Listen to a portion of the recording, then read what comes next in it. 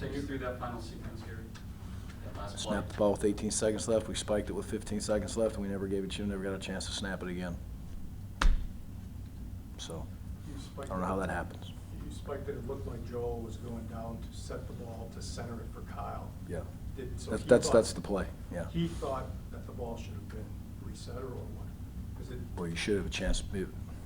Again, you know, it's the bottom line. There's 18 seconds left. The way we teach the kids to do it is center the football. His cleat slipped a little bit, but he obviously centered the ball. You put it there so the officials can get on the football and hopefully, you know, give us set so we have an opportunity to get out there with plenty of time and, you know, spike it, and away we go. So we would anticipate that being, when we practice that exact same scenario, and it's the easiest way for me to say that right now, when we practice that exact same scenario in practice with that time on the clock, we would be worried that now we would have a kickoff coming our way instead of hopefully the game-winning field goal ends it with no time left on the clock. Did you discuss the final play with any of the officials before they left the field? No, I got no answer. So you Gary, did to be ask. clear on that, were you thinking that that is an incomplete pass or just centering the ball and now you're going to have to spike it for one more play? You're going to center the ball and then spike it. Yep, absolutely. 18 seconds left again. You should be able to center the ball, come back, spike the football, kick it. It appeared the officials never got over the ball at the end. Was that your understanding or your view of it? You know, you're putting me in a spot to where I'm going to be in a bad spot if I react to that. So it's a shame it went down the way it went down. Have you ever seen an ending like this in a game, Gary? I've never been part of one. Nope. Ever see film of the Rose Bowl in Oregon where they try to spike it with one? Gary, to clarify, you did not kick the field goal before centering because you were worried about having too much time on the clock? No, I don't think that's necessarily true. I think we wanted to center the clock. We wanted to center it because it's the best place for, you know, Frenchie to kick the ball. And we felt like we had plenty of time to be able to. I mean, it wasn't like it was a stressful situation to get the ball down and, you know, center it and then spike it. There's no way that's a stressful timing with 18 seconds left on the clock. Up until that point, from the start of that drive to there, did you guys do what they needed to do to get down there? I was very proud of them. Yeah, I mean, I'm proud. I'm unbelievably proud of the football team, and there's a lot of adversity. There wasn't a lot of quitting either one of those teams. They kept on battling on both sides, and but these kids were resilient. They kept going. As I told them after the game, I mean, that's emotional for me to be in a position where they play that hard and then lose. Is it fair to say that their quarterback and the receivers really put a lot of pressure on your guys in the back end? Yeah, they're good. You know, we knew they were good. The quarterback has really come on in the last since the Arizona game. I think in the second half, man, he's played very, very well, and they've got good wide receivers, and we got good skill all over the place. The football team is full of skill, and so it was a very big challenge for us on the defensive side for sure. Part of the resiliency having to deal with how many offensive plays they were able to run tonight. Yeah, I think we were 30 more than we were at half. I don't know what it ended up at the end, but that was a big part of it for that defense to have to bow up and play, and especially play with the pace. And you know, I thought our kids made some adjustments at halftime that helped us. You know, you don't want to get all the PIs and all the stuff. We can talk about all that stuff all you want, but it's you know, they're good receivers, and those balls were there were some balls that were thrown in there today very nicely. What did you think of your secondary, how they hung in overall? Yeah, you know, we got to go back and watch the tape, and I can't sit back and say you're ever real happy when they, you know, completing the fades that they did for big plays, and you know, the PIs, a couple of those PIs are a couple PIs I can deal with, but it seems, you know, it's a little bit extreme. Maybe we can help them a little bit as coaches too at times to put them in a couple different spots. So, you know, at the end it gave us good enough to give us a chance to win, but we need to improve in that area. You guys had the lead at halftime, but the offense hadn't done much. Had they gotten into Joel's face a little bit more than he had been accustomed to the first two games? Oh, no question. Yeah, that's a vicious pass rush, and it's an aggressive defense.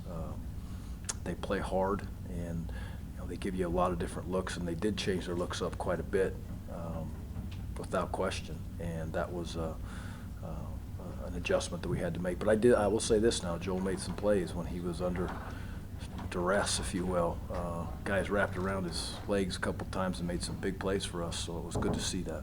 Come down to some missed opportunities. You had Pedersen in the third quarter on a throw. Joel might have just a little bit behind you. And the wheel route. Would've been a big one.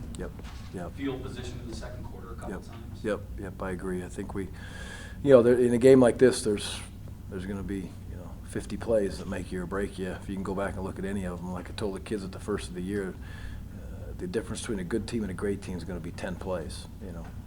We missed one of those opportunities, obviously, today in this game, but it wasn't just the last couple 3 plays. There was a lot of opportunities where somebody's going to make a play and somebody's not going to make a play, and hopefully we can come back and learn from it. It seemed like they had a lot of back shoulder throws. They did. Those are tough to defend, aren't they? Yeah. It's anytime it's a good scheme. You jump off. It's a good quarterback, and he's going to throw a ball that is going to work out for him to give him a chance to catch it. And if you're up in press man coverage, you're going to throw back shoulder fade, and they caught 2 or 3 of them that were just executed extremely well. You play off man, and they're going to throw hitches out there all day long, and then you're going to then you got to rally and tackle, and still an 8 or a 10-yard gain or whatever it may be. So. But they executed in some moments, and so did we. Was it about Melvin's night tonight? I don't know how many yards Melvin had at the end of the day, but Melvin is he's a tremendous player. He's a great competitor. He's very hard to deal with. I thought he had some physical runs along with some great speed runs today, and he's a terrific player.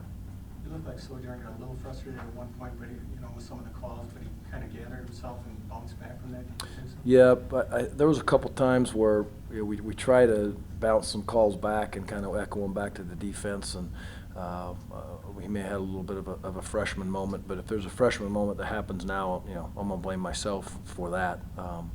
That's my problem. I should have had him in a better spot, and as coaches, we should have had him in a better spot to let him understand that.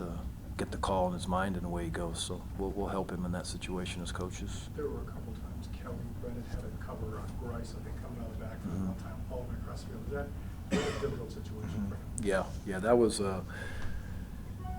for him to be in that spot. It's zone coverage 99% of the time, but they can create that matchup with a back and an inside backer or an outside backer. Not any time they want, but if they pick their spot, they can get it, and that's football. You get a running back there that can really go like that young man can. He's a talented kid, and it's either going to be an inside backer or an outside backer in some of those coverage situations. How do you think your players will respond to this? Well, I mean, I think we'll get out of here tonight. It hurts them, because it's just there's close games. Are hard for that senior class. It's going to be very difficult for them to absorb that and swallow that, and I think that'll trickle down to the rest of the kids on the team. And we'll get on the plane tonight, like I said, and we'll fly home, and we'll take some big deep breaths and get ready for the Big Ten. So the key now is to not let Arizona State beat you twice, and that's the challenge.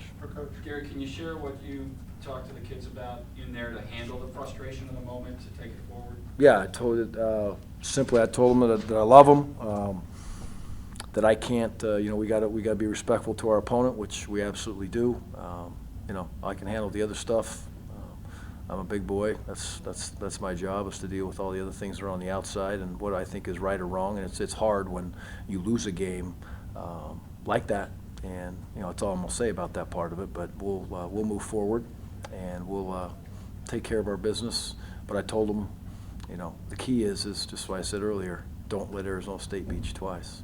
You mentioned you're going to handle it, the outside stuff. Do you place a call to anybody after this game? I don't know. I don't know where it goes, because we'll just have to see. And I'd like to get an explanation. I wish I could have got one out there, but I didn't. And then again, it's hard to deal with, and we'll see it. Maybe we can see it more on the TV version, and there's a lot of things we can do. And it's just, it's just gut-wrenching when we have to learn in these situations when it takes something so special away from kids, or at least an opportunity. Maybe we make the kick, maybe we don't. I don't know.